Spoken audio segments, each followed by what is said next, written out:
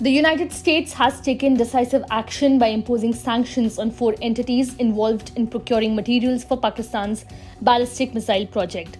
This move aims to disrupt networks supporting proliferation activities, particularly those related to weapons of mass destruction. 3 of these entities are based in China, while 1 operates out of Belarus. These companies have supplied items relevant to Pakistan's ballistic missile programs, including its efforts to develop long-range missiles. The sanctions target entities engaged in activities that significantly contribute to or pose a risk of contributing to the proliferation of weapons of mass destruction or the delivery systems by Pakistan. The US, in collaboration with its partners, is committed to strengthening the international non-proliferation framework by thwarting and dismantling proliferation networks worldwide. Among the sanctioned companies are Xi'an Longday Technology Development and Tianjin Creative Source International Trade from China, as well as Grand Pect Co. Limited from Belarus.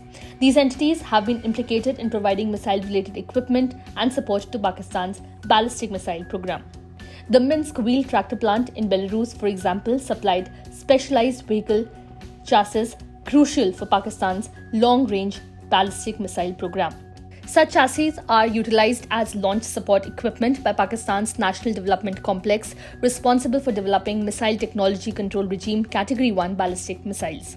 Similarly, China's Xi'an Longday Technology Development Company Limited provided missile-related equipment including a filament winding machine, while Tianjin Creative Source International Trade Co. Limited supplied stir welding equipment and a linear accelerated system for Pakistan's missile program.